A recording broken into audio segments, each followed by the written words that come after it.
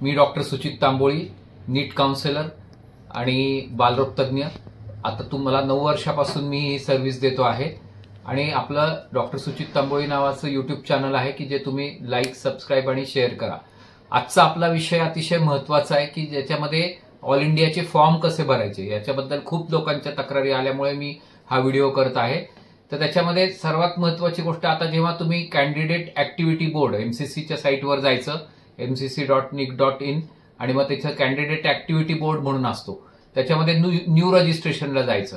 तर new registration 2025 याच्यामध्ये तुम्ही गेलात की तुम्हाला पहिल्यांदा काय दिसेल की नीट यूजीचा रोल नंबर, म्हणजे पहिल्यांदा पर्सनल डिटेल्स असतात. मग त्याच्यामध्ये नीट यूजीचा रोल नंबर टाकायचा, नीट यूजीचा ऍप्लिकेशन नंबर टाकायचा, कॅन्डिडेटचं नाव टाकायचं, मदरचं नाव, डेट ऑफ बर्थ आहे, सिक्युरिटी पिन टाकायचा. आता याच्यामध्ये एक महत्वाची गोष्ट काय लक्षात ठेवायला पाहिजे की रोल नंबर, ऍप्लिकेशन नंबर वगैरे जे आहे ते जे नीट यूजीचं आपलं जे ऍडमिट कार्ड आहे त्या ऍडमिट कार्ड प्रमाणे येणार, आणि तो ईमेल आयडी आणि तो मोबाईल नंबर जो असतो तो तिथं प्री पॉप्युलेटेड असतो, आणि म्हणजे तिथे रजिस्ट्रेशन फॉर्म मध्ये ते सगळे डिटेल्स ऑटोमॅटिक येतात. आणि जे काही ओटीपी जातात ते सगळे त्या रजिस्ट्रेशन फोन नंबर जो असतो त्या फोन नंबरवर किंवा ईमेल ऍड्रेसवर ते जात असतात. आणि मग त्याच्यानंतर ते सगळं माहिती भरून झाली पर्सनल डिटेल्स मध्ये की मग सिक्युरिटी पिन असतो. तो एक सिक्युरिटी पिन येतो, तो सिक्युरिटी पिन तुम्ही वरचा खाली बरोबर टाकायचा, त्याच्यात चुका नाही करायच्या. म्हणजे मग तो एक पार्ट आपला संपला की ज्याच्यामध्ये पर्सनल डिटेल्स अशा नावानी जो असतो. त्यानंतरची गोष्ट काय असते की आपण त्याच्यामध्ये पुढे जेव्हा जातो आपण, तर त्यामध्ये आपल्याला वेगवेगळे पद्धती असतात की ज्याच्यामध्ये तुम्हाला म्हणजे ऍप्लिकेशन फॉर्म म्हणून असतं. त्याच्यानंतर तुम्हाला याच्या बाबतीमध्ये जे सगळे डिटेल्स आता भरायला लागतात त्यामध्ये क्वालिफिकेशन असतं, अप्लाय फॉर सेक्शन असतं किंवा कॉन्टॅक्ट डिटेल्स असतात, आणि मग हे सगळे तुम्हाला त्याप्रमाणे भरावे लागणार आहेत. तर हे आता एक स्टेप बाय स्टेप जायचं. आता पहिल्यांदा हे सगळं पर्सनल डिटेल्स भरले, सिक्युरिटी पिन भरली, सगळं झालं आपलं. तर त्याच्यानंतर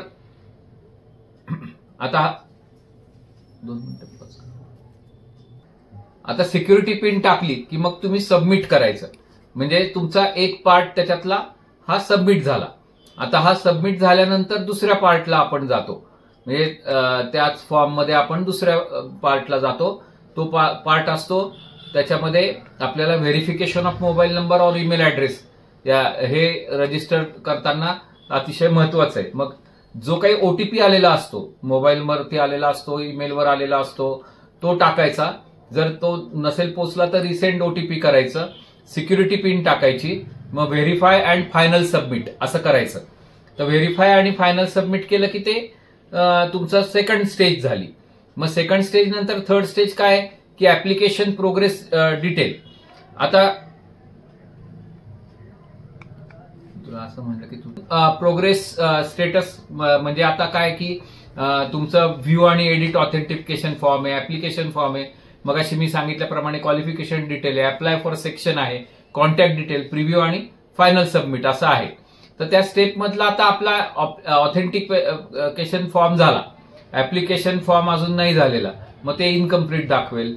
मग त्याच्यामध्ये आता आपण तो कसा भरायचा आहे, त्या ऍप्लिकेशन फॉर्म मध्ये जेंडर भरायचंय, नॅशनॅलिटी भरायची आहे, रिलिजन भरायची आहे, कॅटेगरी भरायची आहे, पर्सन विथ डिसॅबिलिटी भरायचंय, you want to apply for arm force. हे महत्वाचं आहे की तुम्हाला जर आर्म फोर्स मेडिकल कॉलेजला जर अप्लाय करायचं असेल तर येस किंवा नो. तर इथं येस केलं तरच तुमचं नाव तिकडे एफएमसीच्या लिस्टमध्ये जाईल, आणि ते पहिले 1800 लोकांचं ते नाव देत असतात तिकडे.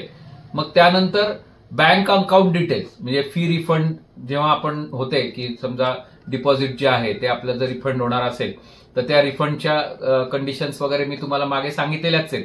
पण त्याच्यामध्ये जर तुम्हाला name of account holder, account number, confirm again account number, IFSC code, bank name आणि ब्रँच ऍड्रेस असं हे सगळं अपलोड करायला लागतं.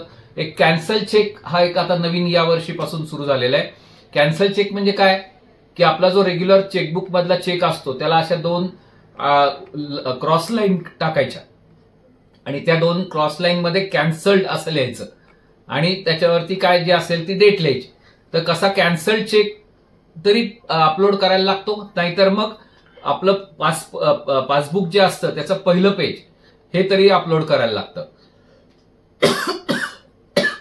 तर त्याच्यापैकी काहीतरी अपलोड केल्याशिवाय आपल्याला त्याचं पुढे डॉक्युमेंट ते, आणि ते साईज किती असायला पाहिजे, तर पीडीएफचा साईज असायला पाहिजे 10 KB किंवा जास्तीत जास्त 500 KB पर्यंत. तर त्याच्यामुळे हे जेव्हा कराल त्यावेळेला तुमचे अकाउंट डिटेल्स तिथे येतात आणि मग ते तुम्हाला रिफंडच्या साठी ते आता सोपं जातं. म्हणजे त्याच अकाउंटमध्ये ते सगळे हे जावेत रिफंडचे पैसे, म्हणून ही सगळी व्यवस्था आहे. आता ही यावर्षीपासून नवीन झालेली आहे सुरू. मग आता तुमचा चेक एकदा तिथे झाला याच्यामध्ये अपलोड, की मग त्याच्यानंतरची काय स्टेप आहे की क्लास 12 और इक्विव्हॅलंट एक्झामची जे असेल त्याचे डिटेल्स भरायचे.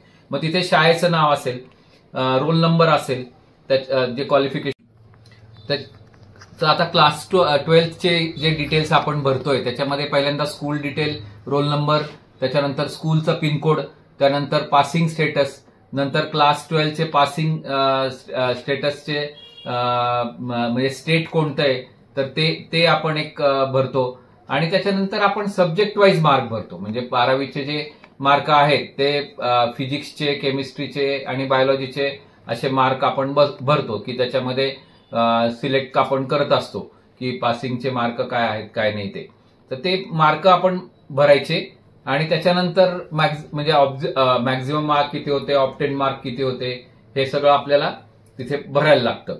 आता हे सगळं भरल्यानंतर म्हणजे आता सब्जेक्ट इयर आणि याच्या बाबतीमध्ये ती सगळी माहिती आपण जेव्हा भरतो तर त्यानंतर आपल्याला काय पुढची स्टेपला जायचंय. तर आता पुढची स्टेप आपली एकदा क्वालिफिकेशन डिटेल्स आपण भरले की त्यानंतरची स्टेप काय आहे ते बघूया आपण. तर ती आहे क्वालिफिकेशन डिटेल्स सगळे झाले सेव्ह, मग नंतर आदर स्कूल किंवा स्टेटमध्ये आदर टाकायचं बरं का. ते मात्र मगाशी सांगायचं महत्वाचं राहिलं की कारण त्याच्यात जामिया मिलिया, एनसीटी, अलीगड मुस्लिम युनिव्हर्सिटी असं येतं, तर त्याच्यात आपण आदर टाकायचं. आदर टाकलं की मग आपल्याला ते बरोबर त्या स्कूल किंवा स्टेटमध्ये आदर शब्द टाकायचा असतो, म्हणजे तो सिलेक्ट करायचा असतो. मग आता हे झाल्यावरती आता आपलं अप्लाय फॉर सेक्शन. मग आता सेक्शन मध्ये काय की आपण कशाला अप्लाय करणार आहे, म्हणजे आपल्याला नेमकं काय हवंय. आपल्याला 15% ऑल इंडियाचा कोटा हवाय गव्हर्नमेंटचा, ओपन सीट एम्स आणि BHU वगैरे ओपन युनिव्हर्सिटीज हव्या आहेत, आणि डीम हवाय किंवा आर्म फोर्स हवाय. तर जे काही हवं आहे त्याला बरोबर क्लिक करा. आता तुम्ही जर कॅटेगरीचे असाल तुम्हाला 5500 लागेल जर तुम्ही डीम नाही क्लिक केलं तर, आणि जर EWS आणि ओपनचे असाल तर तुम्हाला 11,000 लागतील. ते मागे मी तुम्हाला समजून सांगितलेलं आहे. पण डीम क्लिक केलं की तुम्हाला 2,05,000 खाली आकडा येतो. मग you are required to pay an amount of 2,05,000. मग त्याप्रमाणे आपल्याला ते पैसे भरायला लागतात. आणि मग हे पैसे आपल्याला ऑनलाईन भरायचे आहेत. आपल्याला ते 3च मार्गाने भरता येतात, क्रेडिट कार्ड, डेबिट कार्ड आणि नेट बँकिंग. मग त्याप्रमाणे ते पैसे आपण भरायचे. आता याच्यामध्ये आपल्याला एकदा हे सगळं सिलेक्ट झालं म्हणजे अप्लाय फॉर सेक्शन हा प्रकार आपला झाला की मग त्यानंतरची आपली स्टेप काय असते, तर त्याच्यानंतरची स्टेप आहे आपली एकदा म्हणजे अप्लाय फॉर सेक्शन झाल्यानंतर आपल्याला काय काय करायला लागतं. तर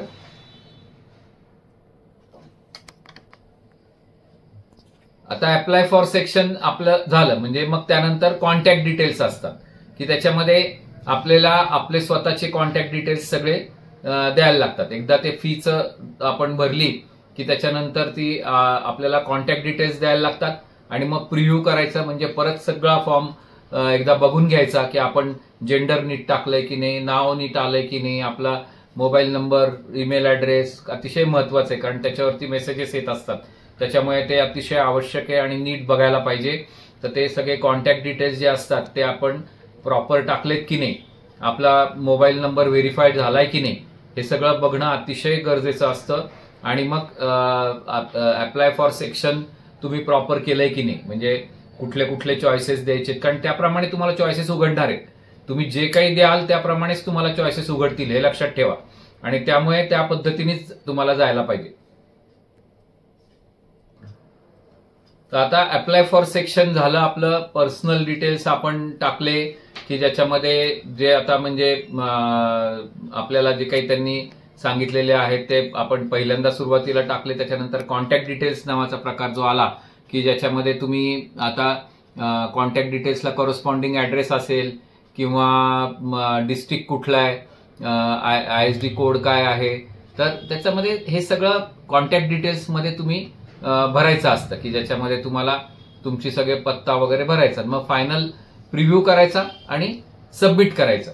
सबमिट करायच्या आधी एकदा दोनदा व्यवस्थित बघून घ्या आणि मग फॉर्म सबमिट करा, हे लक्षात ठेवा. तर आता मला असं वाटतं की मी तुम्हाला फॉर्म कसा भरायचा हे नीट सांगितलंय, प्रत्येक स्टेप समजून सांगितली आहे. तरी तुम्हाला काही अडचणी आल्या तर पुढचे 3 दिवस जे काही फॉर्म भरायचे आहेत, आता समजा आज 22 तारीख आहे, 28 तारखेला रात्री 11:55 वेळ आहे. त्याच्यात फॉर्म भरणं आहे, चॉईस भरणं आहे. आपण सगळ्यांना चॉईसेस दिलेले आहेत, व्यवस्थित समजून दिलेले आहेत आणि सांगितलेले आहेत. तर तुम्हाला जर तुमच्या पद्धतीने तुम्ही काही जर त्याच्यात बदल केले तर ते मला परत पाठवा आणि चॉईसेस फायनल करा. या 2 दिवसात चॉईसेस फायनल करा, घाई करू नका कुठल्याही गोष्टीची. आणि उद्यापासून ते फॉर्म भरा आणि चॉईसेस भरा आणि मग लॉक करायचे मात्र 28 तारखेला दुपारनंतर आहेत, 4 वाजल्यानंतर. त्याच्यामुळे 28 तारखेला नंतर ते लॉक करायचे. आता नशिबाने तुम्हाला ऑल इंडियाला ऑटो लॉक होतात, पण महाराष्ट्राला वगैरे ऑटो लॉक होत नाही. ते जर नाही केले तर तुमचे चॉईसेस बदलू शकतात. त्यामुळे तुम्हाला ते चॉईसेस ऑटो लॉक करणं हे पण एक महत्वाची स्टेप आहे, हे लक्षात ठेवा. तुम्हाला सगळ्यांना शुभेच्छा. फॉर्म व्यवस्थित भरा आणि आपण चॉईसेस चांगले देऊ, म्हणजे आपल्याला नक्की चांगलं काहीतरी मिळेल. धन्यवाद.